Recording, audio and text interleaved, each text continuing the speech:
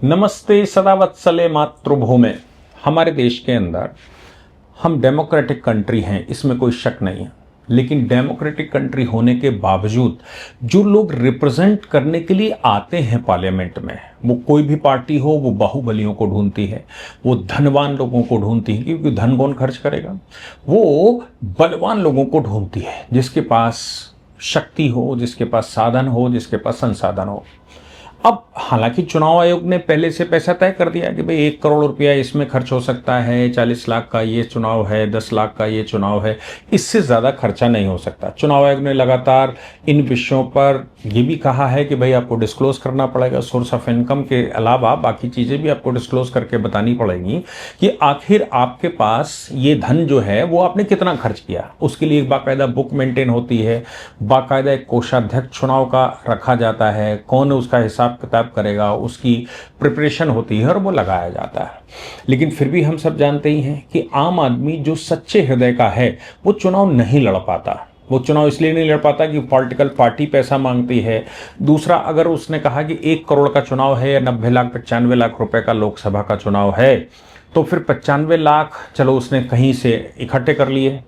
फिर 95 लाख में लोग कहते हैं चुनाव होगा नहीं। पॉलिटिकल पार्टी को भी देना पड़ता है, घूस भी देनी पड़ती है, और शराब की बोतलें और तमाम तरह के बेनिफिट भी बांटने पड़ते हैं। आजकल तो डिजिटल जमाना हो गया है, कौन किसको कहां से ट्रांसफर कर देगा।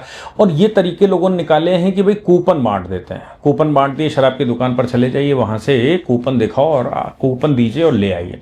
कोई किसी को पैसा नहीं दे रहा। और केजरीवाल जैसा चुनाव तो हम सब जानते ही हैं कि शराब घोटाले का चुनाव, और वो पैसा जितना आया वो हवाला के माध्यम से ही सारा इधर से उधर चला गया, खर्च हो गया। उसकी मनी ट्रेल जरूर पकड़ी गई कि भाई इतना घोटाला हुआ, लेकिन पैसा कहां है, ये तो सब खर्च हो गया चुनाव में। अब चुनाव में खर्च हो गया, उसका हिसाब क्या, ब्लैक मनी था, ब्लैक मनी इधर से उधर ट्रांसफर हो गया। इसको लेकर चुनाव सुधार की आवश्यकता हमारे देश में लगातार लगती है। हालांकि पहले वोटर का स्कैनिंग हो, SIR करवाया ही है, फोर्स गुंडागर्दी ना चले उसके लिए फोर्स का इस्तेमाल किया गया। बंगाल चुनाव उसके लिए इलस्ट्रेशन है कि मतलब तमाम तरह की गुंडागर्दियों के बावजूद बंगाल चुनाव करवाया गया। लेकिन अभी भी एक विषय है, और वो विषय है कि अभी भी ये जो काला धन है इसका क्या होगा। हम सब जानते ही हैं काला धन, जिस समय चुनाव चल रहा होता है पुलिस तमाम तरह के बैरिकेटिंग लगाकर बैठती है, पैसा पकड़ा भी जाता है, तमाम धांधलियों की बात भी कही जाती है, साड़ी तूफान, स्कूटी, साइकिल और पता नहीं क्या क्या बांटे भी जाते हैं, शराब से लेकर सब कुछ। अच्छा, लोगों का एक और समस्या है, लेकिन इसके अलावा ये तो तात्कालिक समस्या है। दूसरी समस्या, अच्छे कैंडिडेट जैसे मेरे जैसे कैंडिडेट जो कुछ काम कर सकते हैं, उनकी आवश्यकता है पार्लियामेंट को, लेकिन वो क्यों नहीं चुन सकते। वो इसलिए नहीं जा सकते क्योंकि जनता भी सोचती है कि भाई हमारा काम कौन करेगा, और हमारा काम क्या है। हमारा काम मतलब उसका काम क्या है, उसका काम है करप्शन का। करप्शन से मतलब है उसकी जो करप्शन की वजह से उसकी फाइलें पड़ी हैं, वो सोचता है कि नेताजी कुछ धक्का लगाएंगे तो हमारा कुछ काम हो जाएगा, सरकारी तंत्र के साथ हमारी कॉम्पेटेबिलिटी बैठ जाएगी, इसलिए वो कहता है कि हमारे काम। दूसरा ये भी है कि कुछ गलत सलत उसको करना होता है तो गलत करने के लिए भी वो नेताजी का ही सहारा लेता है। नेताजी थोड़ा दबाव बनाते हैं, कहता है हमारा सपोर्टर है, हमारा वोटर है, हमारा ये है, हमारा वो है, इसका काम कर दिया जाए। अगर सब सिस्टम ठीक हो, आप सोचिए कि आइडियल सिचुएशन हो, सिस्टम ठीक हो, इंग्लैंड की तरह या जो यूरोपियन कंट्री जिन्होंने संसार पर शासन किया उनकी तरह अगर प्रशासन सही हो, हमारे यहाँ का करप्शन हो लेकिन करप्शन ना हो, और करप्शन हो भी तो उस लेवल का हो जिससे आम जनता का कोई लेना देना नहीं है। उसके अलावा अगर सरकारी तंत्र भी आम जनता की तरह ही काम करे, हमारे पॉलिटिशियंस भी आम जनता की तरह ही हों, तो फिर किसी को भी अपन मेरा काम ये करेंगे इसकी आवश्यकता नहीं पड़ेगी। उसको आवश्यकता पड़ेगी कि वाकई में हमारा भला कौन कर सकता है, वाकई में पॉलिसी कौन बना सकता है, वाकई में देश को आगे कौन बढ़ा सकता है, मेरे क्षेत्र को आगे कौन बढ़ा सकता है, हमारे सिस्टम को आगे कौन बढ़ा सकता है। और जब सबकी तरक्की होगी, राष्ट्र की तरक्की होगी, तो हमारी भी तरक्की होगी। मैं कोई इंडिविजुअल अलग से नहीं हूं, यही कारण है भ्रष्ट सिस्टम को कौन सही करेगा, क्योंकि दोनों ही एक दूसरे के पूरक हैं। या तो भ्रष्टता खत्म कर लीजिए, भ्रष्टता खत्म करने के लिए भ्रष्ट मतलब सरकार ना हो, सरकार सात्विक हो, तब वो भ्रष्ट सिस्टम को खत्म करेगी। और भ्रष्ट सिस्टम, अगर सिस्टम सही हो तो सरकार भ्रष्ट है, वो करवा रही है। तो जब तक सरकार सही कैसे आएगी, क्योंकि भ्रष्ट सिस्टम से ही लोग चुनकर आते हैं, उनके अपने पर्सनल काम है, कहते हैं मेरा काम कर देंगे, मेरा काम मेरे नेताजी कर देंगे, मेरे तो काम यही आएंगे, मेरे तो सुख दुख में यही खड़े होते हैं, मेरी तो फाइलों पर यही मोहर लगवाते हैं, मेरी तो पुलिस से यही सेटिंग करवाते हैं, मेरी तो प्रशासन से यही सेटिंग करवाएंगे, मैं जिनके ज्यादा नजदीक हूं मैं उनको वोट दूंगा। सीधी सी बात है। तो फिर सही आदमी चुनकर ही नहीं जाएगा तो सिस्टम कौन सही करेगा? ये दोनों एक दूसरे के पूरक हैं, कैसे सही होगा वो तो भविष्य बताएगा। पता नहीं बाहर हमारे देश में कभी ये हो भी पाएगा कि नहीं हो पाएगा, क्योंकि कोई भी पॉलिटिकल पार्टी हमारे देश की हो, कोई भी पॉलिटिकल पार्टी राष्ट्र के लिए बहुत अच्छा काम कर रही हो, जैसे आज की सरकार की मैं कह लूँ बहुत अच्छा काम कर रही है, ग्रोथ भी बहुत अच्छा, लेकिन ये जो पॉलिटिशियन सिर गिनाने का जो चक्कर है, डेमोक्रेसी में जो नंबर गेम है, वो तो भाई इसी सिस्टम से आता है। इस सिस्टम को सही करने के लिए तो वो व्यक्ति भी वैसे चाहिए जो इसको पसंद करें। लेकिन हमारे यहाँ तो पॉलिटिकल पार्टियां टिकट भी उसी को देती हैं जिसके दम खम है, यानी कि जो धन खर्च कर सकता है और जो वहां शक्ति दिखा सकता है और जिसके पास वोट है।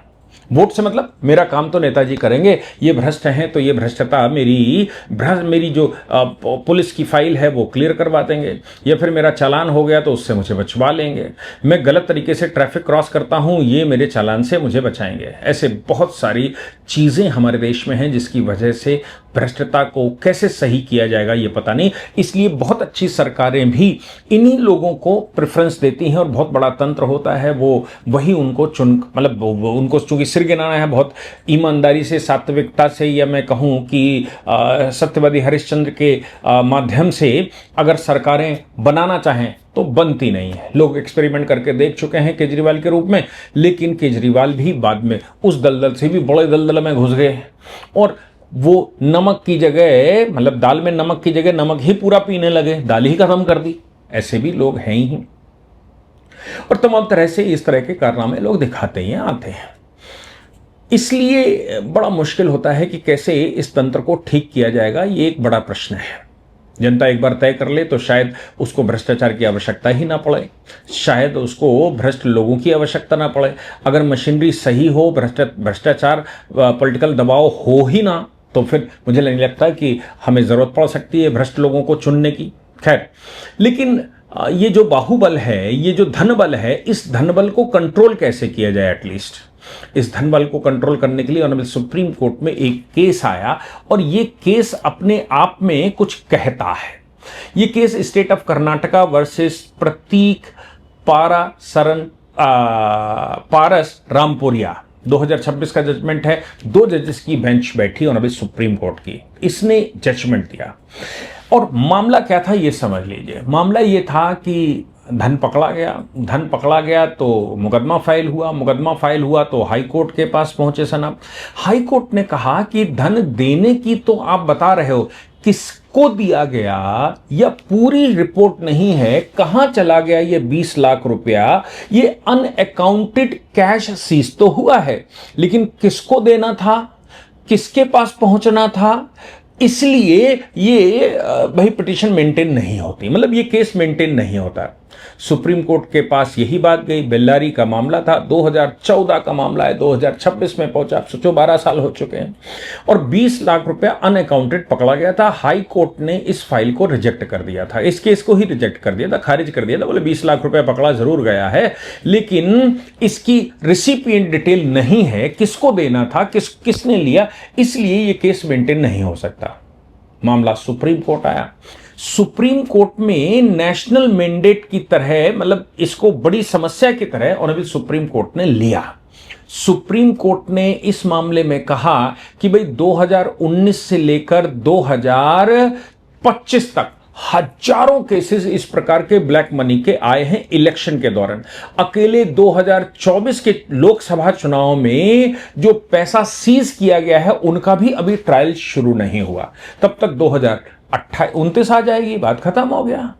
तो फिर इस पर कैसे होगा? हालांकि इससे पहले दिनेश गोस्वामी समिति बैठ चुकी थी, वीके तरकुंडे समिति बैठ चुकी थी, वोरा कमेटी इस पर रिकमेंडेशन कर चुकी थी। इन कमेटियों की रिकमेंडेशन को ध्यान में रखते हुए और इंदिरा नेहरू गांधी वर्सेस राजनारायण की रूलिंग 1975 की ऑनरेबल सुप्रीम कोर्ट ने उठाई और उसने कहा कि free and fair election as the basic structure of the constitution. Investigating agencies operated with zero urgency. मतलब जजमेंट में 1975 में कहा था कि हमारे देश में free and fair election basic structure है कॉन्स्टिट्यूशन का, और ये बेसिक स्ट्रक्चर की खास बात ये है कि इसका जो इन्वेस्टिगेटिव एजेंसियां हैं वो जीरो अर्जेंसी, उसकी अर्जेंसी ही नहीं मानती। इस बेसिक स्ट्रक्चर को वो अर्जेंसी मानते ही नहीं है कि हमें ये करना भी है और इस पर मुझे काम करना है और इसको जल्दी से निपटाना है। इसलिए सुप्रीम कोर्ट में जब ये मामला आया तो पिछली कमेटियों की रिपोर्ट और इंदिरा गांधी वाली जो इंदिरा नेहरू गांधी वर्सेस राजनारायण की जो रूलिंग है, इस केस को ध्यान में रखते हुए सुप्रीम कोर्ट ने स्ट्रक्चर पास किया है। और मैं समझता हूं ये स्ट्रक्चर भारत की लॉन्ग लाइफ के लिए, और मैं ये भी मानता हूं कि इस स्ट्रक्चर को केंद्र सरकार को पार्लियामेंट में कानून के रूप में बना देना चाहिए और इसको और स्ट्रांग करना चाहिए। इस पर एक कमीशन बनना चाहिए। ये कमीशन की रिकमेंडेशन आए उसके आधार पर कॉन्स्टिट्यूशन में या रिप्रेजेंटेशन ऑफ पीपल एक्ट में संशोधन कर देना चाहिए। लेकिन अभी इस काले धन से बचने के लिए, डेमोक्रेसी को ट्रू डेमोक्रेसी बनाने के लिए, इंदिरा नेहरू गांधी राजनारायण के जजमेंट को ट्रूली अप्लाई करने के लिए सुप्रीम कोर्ट ने एक गाइडलाइन जारी की। उन्होंने कहा 1 साल का अल्टीमेटम है, यू हैविंग 365 डेज। आप जिस दिन उसको पकड़ते हैं, जिस दिन ये धन पकड़ा जाता है, 12 महीने के अंदर जो भी सीज किया गया है, जो ब्राइबरी दी गई है या इलेक्शन के दौरान ये काले धन का इस्तेमाल किया गया है, 12 महीने के अंदर इसको कंक्लूड करना पड़ेगा। इसकी इन्वेस्टिगेशन मैं समझता हूं 12 महीने में क्यों इन्वेस्टिगेशन कंप्लीट होना भाई, बाकी सभी मामलों में, हीनियस क्राइम के मामलों में आप 90 दिन की चार्जशीट लेते हैं, आप बाकी केसेस में 60 दिन की चार्जशीट लेते हैं, तो फिर ये ब्लैक मनी के मामले में 365 दिन की चार्जशीट क्यों, या 12 महीने की चार्जशीट क्यों, इसका 4 गुना टाइम क्यों? ये मेरा कंसर्न है। खैर, सुप्रीम कोर्ट ने कुछ सोचकर ही कहा होगा। फिर सुप्रीम कोर्ट ने कहा जो आईओ इसमें बैठा है इसकी अकाउंटेबिलिटी होनी चाहिए, और उन्होंने कहा कि आप फॉर्मल रिटन रीजन, अगर आप इससे बढ़ते हैं आगे तो आपको रिटन में देना पड़ेगा कि आखिर आपको समय क्यों लग रहा है। सुप्रीम कोर्ट ने डायरेक्शन इशू करते हुए यह कहा कि ये जो जस्टिफिकेशन है इसकी report election commission of India को भेजिए, अपने बॉसेस को भेजिए, डायरेक्टली उनको इन्फॉर्म करिए और यूनिवर्सली इसको अप्लाई करिए। पंचायत चुनाव से लेकर पंचायत, म्युनिसिपैलिटी से लेकर लोकसभा तक सभी में यह फॉर्मूला लागू होगा। अच्छा, चलो 12 महीने का टाइम दे दिया या 365 दिन का इन्वेस्टिगेशन कंक्लूड करने का टाइम दिया। फिर उन्होंने कहा कि जब पैसा सीज हुआ है या इस तरह की जो रिपोर्ट आई है 24 घंटे के अंदर, विद इन 24 आवर्स, और ये हमारे यहां कानून की व्यवस्था भी है कि अगर आपके पास कोई रिपोर्ट आई है, एफआईआर आपने दर्ज करी, 24 घंटे के अंदर वो आपको मैजिस्ट्रेट के पास पहुंचानी होती है, और अगर किसी की गिरफ्तारी आपने की है तो 24 घंटे के अंदर मैजिस्ट्रेट के सामने उपस्थित करवाना पड़ता है।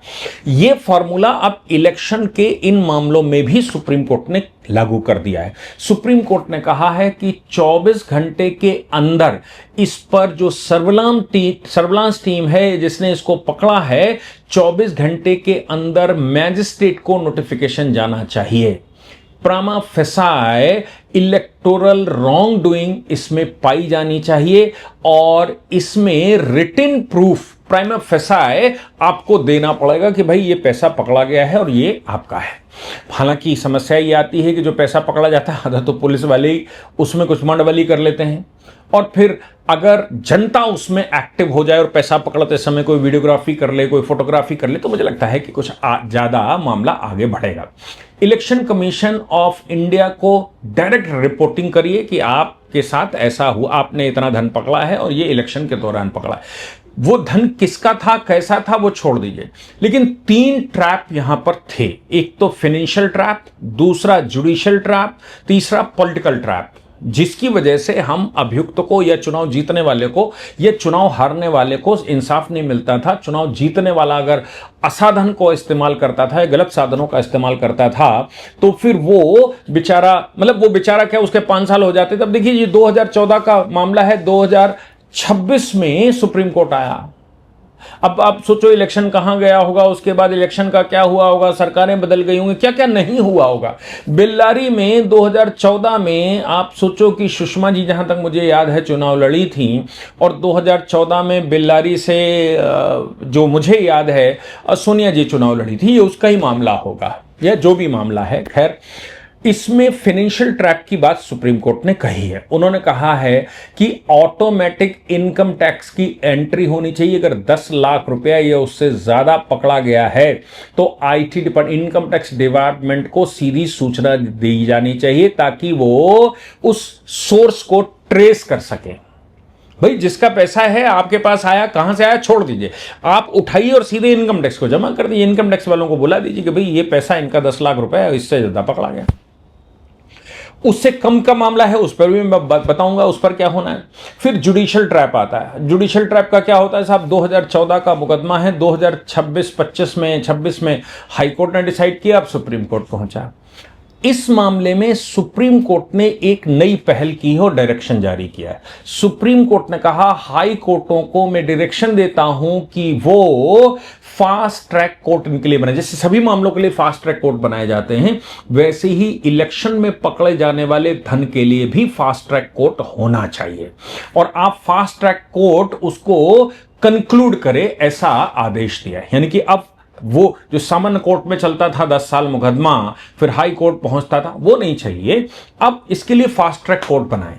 इसके अलावा पॉलिटिकल ट्रैप क्या होता था कि भाई चुनाव हो गया, पार्टियों ने आपस में बैठ के कहा कि ये मुकदमे दाखिल किए थे, सरकार नहीं बनी, सरकार ने वो मुकदमे सब वापस ले लिए। सुप्रीम कोर्ट ने कहा कि हाई कोर्ट की अनुमति के बगैर, अब देखिए हाई कोर्ट की अनुमति मैंडेटरी है। पहले नीचे सरकार ने कुछ लगाया और नीचे वाले कोर्ट में जिसमें ट्रायल चल रहा था उस कोर्ट में उसको लगा दिया, तो कहा कि सरकार विड्रॉ कर रही है। अभी अगर सरकार इस मामलों को विड्रॉ करना चाहती, चाहे जीते हुए कैंडिडेट का मामला हो, चाहे हारे हुए कैंडिडेट का मामला हो, चाहे पॉलिटिकल पार्टी रूलिंग पार्टी का मामला हो या किसी और का हो, आपको हाई कोर्ट से अनुमति चाहिए। हाई कोर्ट की अनुमति के बगैर किसी भी प्रकार से आप इसको विड्रॉ नहीं कर सकते। अब यहां दो बातें समझने की आवश्यकता है। एक तो इलेक्शन पिटीशन हमारे पास होती है, रिप्रेजेंटेशन ऑफ पीपल एक्ट 1951 की इलेक्शन पिटीशन है।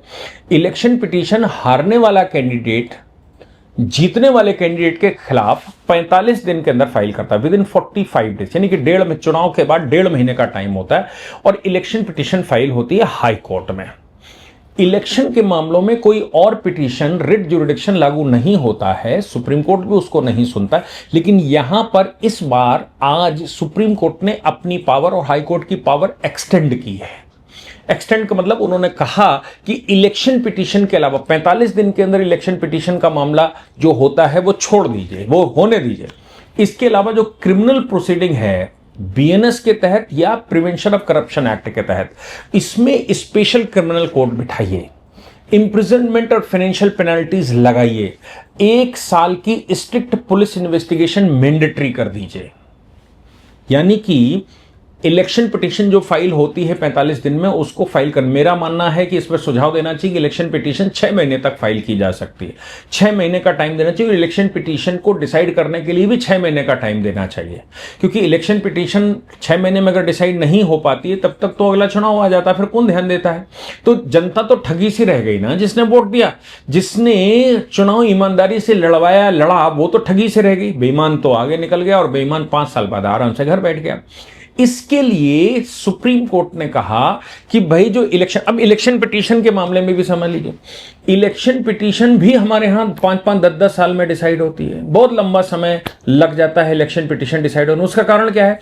क्योंकि प्राइमरी इन्वेस्टिगेशन पुलिस को करनी थी। वो जो धन इकट्ठा किया गया था, जो वहां ट्रैप किया गया था, या जो वहां वोट का जो खेल खेला गया था, वो सब कुछ पैसा देना, गुंडागर्दी करना, बूथ कैप्चरिंग करना, ये सबकी इन्वेस्टिगेशन ही आप नहीं करते हो 5 साल तक, तो इलेक्शन पिटीशन डिसाइड कैसे होगी? इलेक्शन पिटीशन में वो इंतजार करते रहते हैं कि भाई कर लो। अब क्रिमिनल ट्रैक में उन्होंने कहा कि 1 साल के अंदर चार्जशीट और 24 घंटे के अंदर सीज किए हुए रिकॉर्ड को कोर्ट के सामने एडमिसिबल बना दीजिए, गवर्नमेंट एविडेंस के रूप में एडमिसिबल गवर्नमेंट एविडेंस बना दीजिए और उसको जमा कर दीजिए।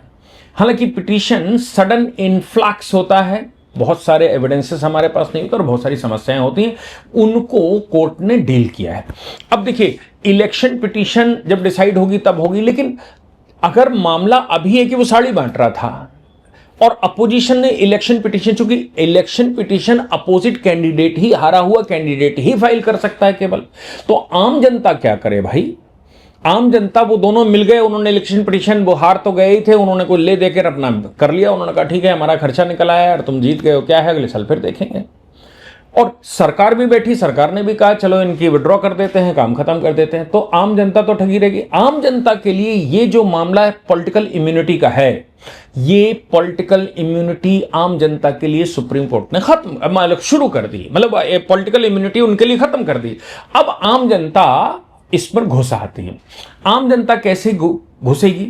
आम जनता इस पर मुकदमा कर सकती है, और मुकदमा करने के बाद अगर नीचे वाली कोर्ट में जहां आपने मुकदमा किया है, पुलिस ने जिस पर इन्वेस्टिगेशन किया है, या आपके पास कुछ एविडेंसेस हैं उनके आधार पर आपने कंप्लेंट केस फाइल किया है, उसमें अगर 2 साल या उससे अधिक की सजा होती है, तो राहुल गांधी आपको याद है सावरकर वाले मामले में, या 2 साल की सजा उनको दे दी गई थी। 2 साल की सजा का मतलब उनकी इमीडिएट मेंबरशिप खत्म हो गई, और चुनाव आयोग उस पर नोटिस भी कर देता है। ये मामला आपको याद होगा कि उत्तर प्रदेश के रामपुर के जो विधायक थे उनका भी मामला था, उनका भी ऐसे ही हुआ था। तो फिर यहां पर सुप्रीम कोर्ट ने कहा कि इमीडिएट डिस्क्वालिफिकेशन हो जाता है, जैसे ही सजा होती है वैसे ही रिप्रेजेंटेशन ऑफ पीपल एक्ट के सेक्शन 8(3) के अनुसार 2 साल के ऊपर अगर किसी भी एमपी, एमएलए, काउंसलर या ग्राम पंचायत के अध्यक्ष या प्रधान को सजा हो गई तो इमीडिएट उसका खत्म हो जाता है, और 6 साल तक उसको एक्सपेल भी कर दिया जाता है। अगर चुनावी धांधली में यह मामला पाया जाता है तो 6 साल अगले चुनाव भी नहीं लड़ सकता, यह भी नियम है। बाकी किसी मामले में अगर उसको 2 साल से ऊपर की सजा हुई है तब तो बात छोड़ दीजिए, वो डिस्क्वालीफाई हो जाएगा, फिर दोबारा चुनाव लड़ लेगा। लेकिन जब अगर इलेक्शन से संबंधित कोई मामला आता है तो फिर 6 साल के लिए उसको एक्सपेल कर दिया जाएगा। यहां ये याद रखने की आवश्यकता है कि अगर पैसे का लेन देन किया जाता है पिटिशनर के पार्टी के द्वारा, तो 1 साल की सजा के, बीएनएस में 1 साल की सजा के प्रावधान हैं। प्रिवेंशन ऑफ करप्शन एक्ट में जरूर अगर जो चुनाव लड़वाने वाले लोग हैं या जो सरकारी मशीनरी उसके साथ कुछ मिला भगत होती है तो 1 साल से 3 साल तक की सजा, यानी कि अगर वो पकड़ लेते हैं तो उसमें भी कुछ मामला बन सकता है, क्रिमिनल प्रैक्टिस। अब रिप्रेजेंटेशन ऑफ पीपल एक्ट के सेक्शन 123 में आ जाइए, आप उसको अनडिनाइलेबल प्रूफ करप्ट प्रैक्टिसेस के अगर आ जाते हैं तो फिर आप डिस्क्वालीफाई भी हो जाते हैं, बाई इलेक्शन के लिए आगे बढ़ जाता है मामला। याद रखने की आवश्यकता है कि प्रिवेंशन ऑफ करप्शन एक्ट का अगर मामला फंसेगा तो 3 साल से 7 साल तक की सजा पड़ती है, और अगर रिप्रेजेंटेशन ऑफ पीपल एक्ट के section 135 capital A booth capturing का मामला बनता है तो 1 साल से 3 साल, और ऑफिसर्स के लिए 3 साल से 5 साल तक की सजा का मामला बनता है।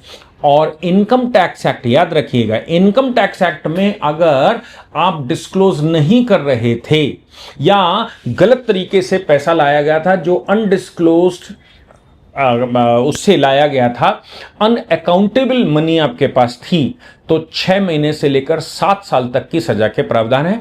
और जो पैसा पकड़ा गया उस पर 60% टैक्स और 137.5% पेनाल्टी, यानी कि वो पैसा तो जाएगा ही जाएगा, उसके अलावा पेनाल्टी भी आप पर एक हैवी लगेगी।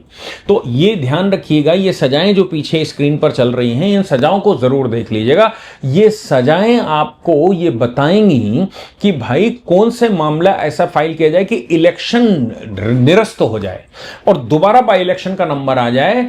इसका मतलब यह हो गया कि अगर आप प्रिवेंशन ऑफ करप्शन एक्ट में मुकदमा फाइल करते हैं या फिर रिप्रेजेंटेशन ऑफ पीपल एक्ट में बूथ कैप्चरिंग का मुकदमा होता है, एंड अकाउंटेबल मनी का मामला होता है, तो यहां पर 2 साल की सजा का मतलब है कि चुनाव पिटीशन जो कर रही है वो करने दीजिए, आम जनता भी उस व्यक्ति का चुनाव निरस्त करवा सकती है, उसकी कैंडिडेचर सीज हो जाएगी और बाई इलेक्शन में चुनाव आयोग को आना पड़ेगा। इसलिए आम जनता के ऊपर भी है कि वो जो मेरे वाले हैं ये बहुत हमारी मदद करेंगे और हमारे करप्शन में ये साथ देंगे, हमारी फाइलें खुलवा देंगे, हमारी बहुत सारे डॉक्यूमेंट गलत सलत क्वालिफाई करवा देंगे, ये सब कुछ छोड़ दीजिए। और अब भारत अगर सही होगा, सही दिशा में होगा, सही रास्ते पर होगा, सही कर रहा होगा, तो ये जरूरत ही नहीं पड़ेगी आपको, किसी को भी जरूरत नहीं पड़ती है कि कुछ ऐसा करना पड़े। इसलिए मैं समझता हूं कि अभी तक तो लोग ये इंतजार करते थे कि भाई इलेक्शन पिटीशन अपोजिशन का व्यक्ति या जो हारा हुआ रनर है वो फाइल करेगा तो ही कुछ होगा। मैं क्या कर सकता हूं? आप बहुत कुछ कर सकते हैं। सुप्रीम कोर्ट ने रास्ता भी साफ किया है, टाइम लिमिट भी बनाई है, स्पेशल फास्ट ट्रैक कोर्ट की भी बात कही है, और इस प्रकार के डिसीजन जल्दी आए इसके लिए, और विड्रॉ न कर सके सरकार, इसकी व्यवस्था भी सुप्रीम कोर्ट ने की है। इसके साथ साथ 18 नवंबर 2026 की डेडलाइन दी है, यानी कि 18 नवंबर 2026 तक इस ऑर्डर को compliance, election commission of India, सभी राज्य सरकारें, सबको यह कहा गया है कि सुप्रीम कोर्ट को रिपोर्टिंग करें कि जो हमने आदेश दिया है इसका पालन हो गया है कि नहीं हो गया है। और हाई कोर्टों के लिए भी फास्ट ट्रैक कोर्ट, चूंकि फास्ट ट्रैक कोर्ट तो हाई कोर्ट डायरेक्शन देता है, स्टेट गवर्नमेंट ही बनाती है क्योंकि वही इंफ्रास्ट्रक्चर प्रोवाइड करती है, तो राज्य सरकारें भी बताएं कि उन्होंने ये व्यवस्थाएं कर दी हैं कि नहीं कर दी हैं। इसका मतलब ये हो गया कि 18 नवंबर 2026 तक अगर सभी व्यवस्थाएं हो गई तो इलेक्शन में कुछ ही सही लेकिन पारदर्शिता के लिए आगे बढ़ेगा। कोई भी व्यक्ति करप्शन करने से पहले एक बार नहीं 100 बार सोचेगा कि आखिर वो कहीं पकड़ा गया, उसका कोई एविडेंस बन जाता है तो फिर वो डिस्क्वालीफाई हो जाएगा और भविष्य के लिए भी डिस्क्वालीफाई हो जाएगा, जेल तो जाएगा, वो जाएगा ही। आम आदमी के हाथ में ये साफ हथियार सुप्रीम कोर्ट ने लगा दिया है, और मैं समझता हूं कि ये आपकी और मेरी सबकी जिम्मेदारी बनती है कि हम इस पर एक्शन लेकर देश को सुधारना चाहते हैं, सही करना चाहते हैं, तो ये मेरी जिम्मेदारी है कि हम इस पर काम करें। पॉलिटिशियंस को उनके हाल पर छोड़ दीजिए। जय हिंद, जय भारत, वंदे मातरम।